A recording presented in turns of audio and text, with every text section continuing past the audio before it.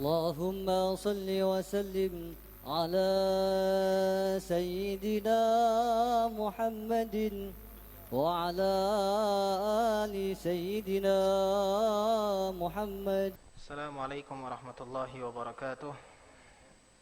الحمد لله رب العالمين، والصلاة والسلام على أشرف الأنبياء والمرسلين وعلى آله وصحبه أجمعين، ولا حول ولا قوة إلا بالله العلي العظيم. رب اشرح لي صدري ويسر لي أمري واحلل عقدة من لساني يفقهوا قولي. نويت التعلم والتعليم والإفادة والاستفادة والتذكر والتذكير والنفع والاندفاع والحث على التمسك بكتاب الله وسنة رسوله والدعوة إلى الهدى والدلالة على الخير. رب اشرح لي ابتغاء مرضات الله وثواب قربه. الحمد لله.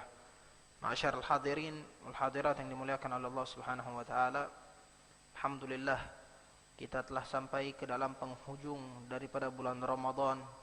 Allah taqabbal minna salatana wa siyamana insyaallah. Salat kita, ibadah kita, bacaan Al-Qur'an kita, terutama puasa kita diterima oleh Allah Subhanahu wa taala. Dan insyaallah asa minal maqbulin. Insyaallah termasuk dari orang-orang yang diterima oleh Allah. Dan insyaallah di akhirat kelak dimasukkan oleh Allah Subhanahu wa taala ke surganya yang bernama Babur Rayyan, pintu surga yang dikhususkan untuk orang yang berpuasa kepada Allah Subhanahu wa taala. Alhamdulillah, insyaallah kita akan membahas sedikit daripada kitab Ajalatus Sibak ila Makarimil Akhlaq, nyambung ke dalam pembahasan kita yang sebelumnya, yaitu adalah muasyarah, cara berinteraksi, dan sekarang masuk ke dalam muasyaratul asdiqa. Ya, benar nggak? Muasyaratul asdiqa, cara berinteraksi dengan teman. Teman yang mana yang harus kita ambil? Teman yang baikkah? Teman yang jelekkah? Atau semua teman, wah kita jadiin teman aja. Ya, kita jadiin sahabat. Enggak. Harus dipilih-pilih. Sesuai. Bahkan di Al-Quran pun ada orang yang menyesal gara-gara salah pilih teman. Disebutkan oleh Allah Subhanahu wa taala di dalam Al-Qur'an di juz 19 di surah Al-Furqan. Bakal kita jelasin setelah kita membahas ini. Di sini disebutkan al-mutahabbuna fillah minas sab'atil ladzina yudhilluhumullahu tahta dhillihi yauma la dhilla illa dhilluh. Orang yang saling mencintai karena Allah, maksudnya persahabatan karena Allah Subhanahu wa taala, fillah walillah wabillah. Sahabat karena Allah, di jalan Allah, dan selalu bersama karena Allah Subhanahu wa taala. Itu orang-orang yang saling mencintai karena Allah akan dikumpulkan oleh Allah Subhanahu wa taala di akhirat kelak. Ya, orang-orang tersebut yang mana pada saat itu enggak ada naungan kecuali naungan dari Allah Subhanahu wa taala. Semua orang pada saat itu al-faza', ketakutan, ya, bingung. Mau pertolongan kemana, mau naungan kemana, matahari sejengkal, ya. Dan pada saat itu orang semuanya ketakutan, nafsi. Tapi ada beberapa orang yang dikumpulkan oleh Allah Subhanahu wa taala di naungan Allah. Semuanya ngerasa aman, nyaman dan tenang. Di antaranya apa? Dua saudara yang saling mencintai karena Allah Subhanahu wa taala. Wa ahammu syai' alla yushibal mu'min fasiqan. Tapi yang paling penting, seorang mukmin tidak boleh berteman dengan orang fasik. Siapa ini fasik? Man ghalaba alaihi al-ma'asi, orang yang kebanyakan maksiat daripada taatnya. Ya. Orang yang banyak maksiat jangan ditemenin. Ya, seperti ada pepatah yang mengatakan, kita kalau misalnya berteman sama orang yang jualan minyak wangi jadi wangi. Tapi kalau misalnya orang yang kita temenin adalah orang yang di sampah dan lain-lain, otomatis kita juga ikut bau. Ya. Jadi tergantung di kita. Tergantung di kita. Maaf, contoh mudah sekarang. Kita berteman sama orang yang demen majlisan, buka bukhur, ya, gaharu. Otomatis badan kita ikut wangi. Beda halnya kalau misalnya kita duduk sama orang yang ngerokok, badan kita ikut bau rokok. Jadi tergantung dengan duduknya siapa. Ya, manjalas janas katanya. Ada pepatah yang mengatakan, barang siapa yang duduk sama seseorang, dia bakal satu jenis. Ya. Jangan sampai kita duduk sama seseorang, wah saya duduk sama preman. Biar apa? Mau dakwah. Hati-hati, bisa berenang nggak? Ya, bisa berenang, silahkan. Tapi kalau nggak bisa berenang, jangan sesekali. Wah saya pengen masuk ke dalam seseorang yang berakidahkan ini. Saya pengen berteman dengan orang yang mazhabnya ini. Ya kalau mazhab nggak masalah. Tapi kalau akidah, hati-hati. Ya, bisa berenang nggak? Gak bisa berenang, jangan. Ntar lu ngikut akidah dia, pemahamannya dia. Wah, saya pengen ikut orang yang liberal, saya pengen ngajak dia dakwah. Tamam, bagus. Tapi bisa berenang gak masalahnya. Atau menjalas janas. Akhirnya ente duduk sama dia, ente sejenis sama dia. Ya, itu yang dikhawatirkan. Bahkan juga disebutkan oleh Nabi Muhammad SAW, almar'u ala dini khalilih. Ya, seseorang itu tergantung dengan saudaranya. Saudaranya baik, dianya baik. Saudaranya jelek, dianya juga jelek. Ya, jadi jangan hati-hati. Apalagi di sini sebutkan jangan berteman dengan orang fasik. Orang fasik ini rata-rata muka dua. Mukanya dua. Itu ada suatu syair yang mengatakan kam min sahibin yalqaka inaqan wa yuqsimu annahu la yutiku laka firakan. Berapa banyak daripada teman kita, ya. Pada saat kita ketemu, dia menggandeng kita seakan-akan sahabat lama yang enggak pernah bertemu. Wah, kayak dekat banget. Bahkan dia sumpah, kita ini enggak bakal berpisah sama sekali. Kita cinta karena Allah. Padahal main-main di belakangnya ada maksud. Apa kata ulama di dalam syair tersebut? Malakun karim fi madharihi, syaitanir rajim fi makhbarihi. Di depan kayak malaikat, di belakang kayak setan. Kata ulama tersebut. Maka harus pilih-pilih. Qala sallallahu alaihi wasallam, Nabi Muhammad mengatakan, la tusahib illa mu'minan wa la ya'kul ta'amaka illa taqi. Janganlah kalian berteman kecuali dengan orang mukmin, dan janganlah ada orang yang memakan makanan kalian kecuali orang tersebut adalah orang yang bertakwa kepada Allah Subhanahu wa taala. Kenapa disebutkan jangan beri makanan kecuali untuk orang yang bertakwa? Kalau yang makan orang yang bertakwa otomatis buat ibadah. Disebutkan kalau misalnya disebutkan juga di dalam kitab Nasaihid Diniyah karya Imam Al-Habib Abdullah Al-Haddad. Orang kalau misalnya perutnya kenyang, banyak makan, otomatis tubuhnya lapar. Maksudnya pengen yang lain. Tapi kalau misalnya orang yang lapar, otomatis anggota tubuhnya juga lemes. Artinya apa? Kalau orang udah kenyang, bawaannya ada yang maksiat, ada pengen ini, ada pengen ini. Tapi kalau makanan yang kita berikan untuk orang yang bertakwa, anggota tubuhnya pada saat dia makan lapar, kan semangat tuh, dia gunakan buat apa? Buat ibadah. Tapi kalau misalnya buat yang lain, waliyahzubillah min dzalik. Itu yang dimaksudkan oleh Nabi Muhammad SAW. Wal jami' li huquqis sahib, dan secara global intisarinya hak kita kepada teman apa? An tuhibbu lahu minal khair. Kita cintai dia apapun yang dia lakukan dari kebaikan. Ma tuhib li nafsik. Dan kita mencintai dia sebagaimana kita mencintai sesuatu buat diri kita.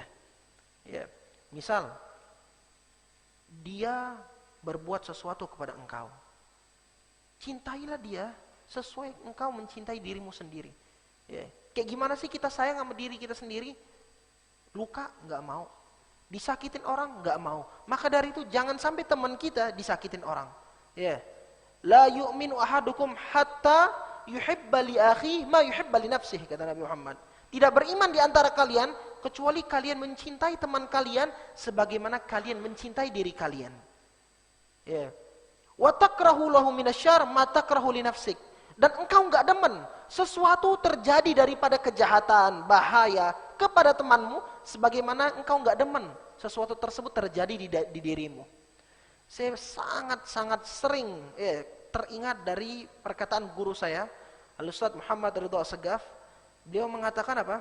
Ta'allamtul adab min qalilil adab. Ini ada perkataan ulama dulu. Tapi saya mendapatkan kalimat ini dari beliau. Ta'allamtul adab min qalilil adab. Saya belajar adab dari orang yang enggak ada adab. Tahu gimana? Ada teman kita yang nyakitin kita. Ada teman kita yang nyiksa kita, ngatain kita, mencemooh kita, bahkan menurunkan harga diri kita. Kita demen enggak? Enggak demen. Nah, dari situ kita dapat ilmu. Ilmunya apa? Jangan lakukan itu kepada orang lain. Ada orang nyaci maki dirimu, engkau enggak senang. Oke, jangan lakukan cacian kepada orang lain. Ta'allamtul adab, aku belajar adab. Mudah, bukan dari kitab. Min qalilil adab, dari orang yang enggak ada adab. Dan juga wa antusari'a ila i'anati, dan engkau bersegera mungkin untuk membantunya.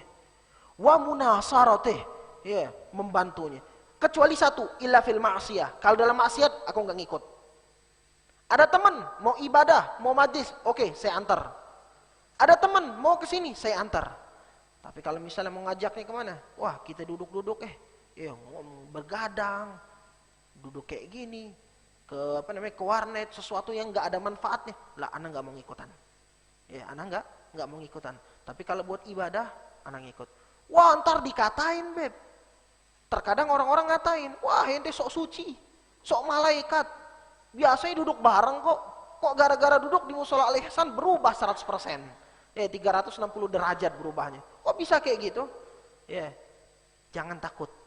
Al-Imam Ahmad Ar-Rifai mengatakan apa? Falastu ubali mimman ramani biribatin. Orang ngatain aku kayak gimana? Mau sok suci kek, mau malaikat kek, mau nabi kek, terserah dia mau ngatain kayak gimana. Idza kuntu indallah ghairu muribi. Yang penting aku di sisi Allah enggak kayak gitu. Aku di sisi Allah sesuai. Aku ngikutin jalannya Nabi Muhammad, ngikutin jalannya salafun salihun, sahabat wa tabi'in. Aku ngikutin jalan mereka. Teman mau ngatain terserah. Masa bodoh. Intinya patokan kita kepada Allah. Wah, beb kan caci maki. Ya enggak enak. Ya. Tahu, itu ada yang mengatakan apa? Wa qila innallaha dzu waladin wa anna nabiyal haqqi qad kahana ma salimallahu min bariyati wala nabiyul haqqi fa kaifa ana. Itu disebutkan, telah dikatakan Allah Subhanahu wa taala punya anak. Nabi Muhammad nabi, nabi. Dikatain apa? Sihir, dukun. Allah menciptakan makhluk, Allah enggak selamat dari ucapan makhluknya. Makhluknya ngatain Allah. Nabi yang membawa kebenaran juga sama dicaci maki. Allah ini nabi, urusannya sama Allah, urusan sama nabi. Udah luar biasa. Terus ente siapa mau selamat dari omongan mereka? Ya. Jadi kalau urusan maksiat nggak ada urusan. Dia mau nyaci maki kayak gimana? Gua nggak mau ngikutan. Wah, ini asyik, tenang. Inilah terkadang kenapa sih banyak orang-orang remaja terjerumus? Gara-gara apa? Gara-gara ini nih. Ya, gara-gara yang namanya teman, udah ngikut aja ikut. Yang penting teman. Ya. Itu bukan teman namanya. Itu orang yang mencelakakan kita kepada Allah Subhanahu wa taala. Unsur akhaka zaliman, kata Nabi Muhammad, tolonglah temanmu yang zalim, yang berbuat zalim. Au mazluman, atau temanmu yang terzolimi. Paham? Tolonglah temanmu yang terzolim, yang ngezolimi, dia yang berbuat.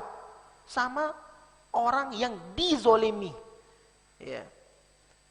Sahabat bingung, ya Rasulullah, kalau orang yang dizolimi, udah pasti mudah menolongnya. Kita tarik, ada orang berkelahi, dicaci maki, kita lerai, selesai. Tapi kalau orang yang zolim, nolongnya kayak gimana?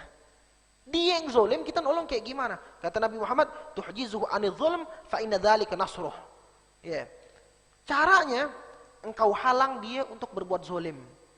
Ya. Ada temanmu nih, tahu, wah dia mau maling. Temanmu, wah mau kayak gini. Ya, temanmu mau maksiat. Engkau lahan dia.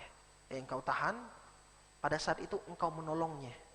Ya, engkau menolongnya. Sama juga kalau misalnya kita punya teman sekolah, belajar mau nyontek. Mau nyontek, mau ngelihat. Ya, ngelihat, aduh kayak gimana. Atau pada saat ujian, bawa kitab. Walhasil sesuatu kecurangan. Cara kita untuk menolong dia kayak gimana?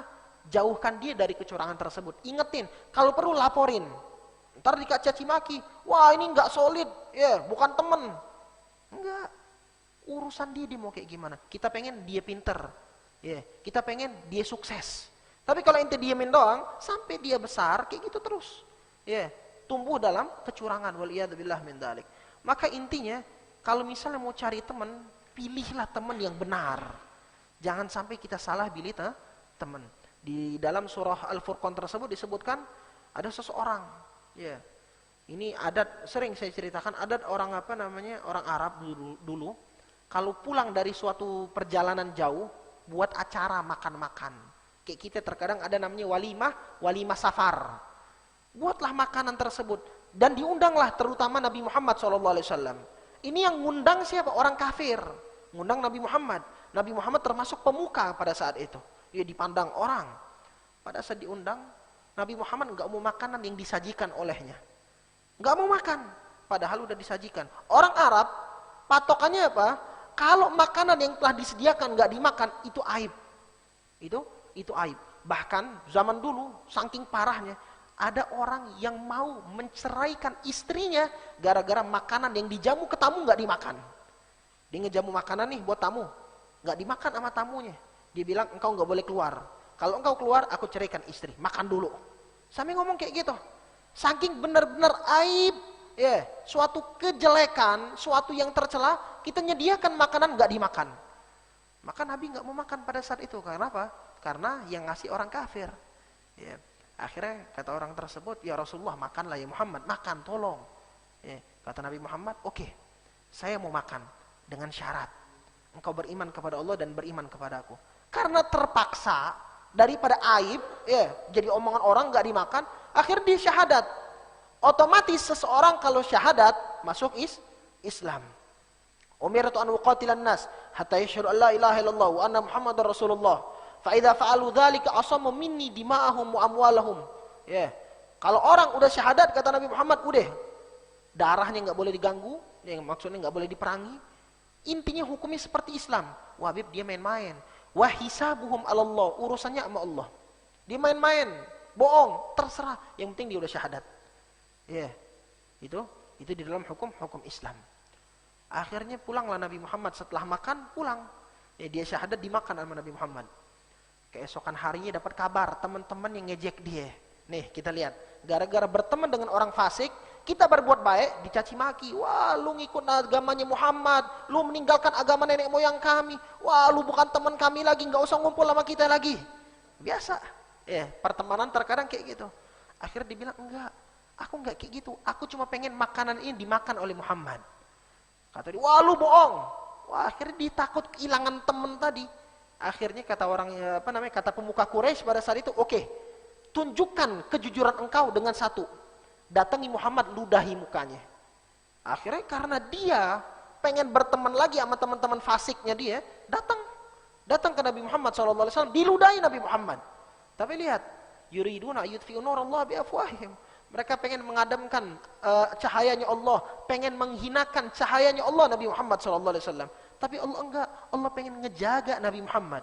Itu ludah balik ke mukanya lagi, bahkan dalam riwayat membakar wajahnya. Ya, sallallahu alaihi wasallam. Kita lihat, gara-gara itu di Al-Qur'an disebutkan, wa yauma ya'adzu dzalimu ala yadayhi. Hari ada orang gigit jari. Dibilang apa? Ya laitani takhadtu ma'ar rasul sabila. Coba aku berteman dengan Rasul. Ya wailata, sungguh celaka aku. Laitani lam attakhid fulanan khalila. Coba aku enggak berteman sama tuh orang. Kenapa? Laqad adallani an dzikri ba'da ija'ani. Dia, orang-orang tersebut, teman-temanku, telah menyesatkanku setelah hidayah menjemputku. Kan udah hidayah, udah Islam. Dia bohong apa urusannya sama Allah? Tapi gara-gara dia meludahi Nabi Muhammad, mengejek Nabi Muhammad, kufur kepada Allah Subhanahu wa taala. Gara-gara siapa? Gara-gara teman, waliyadzubillah min dzalik. Maka dari itu hati-hati milih teman. Untuk muasyaratul muslimin, cara berinteraksi dengan orang-orang muslim, bakal kita jelaskan di pertemuan yang akan datang.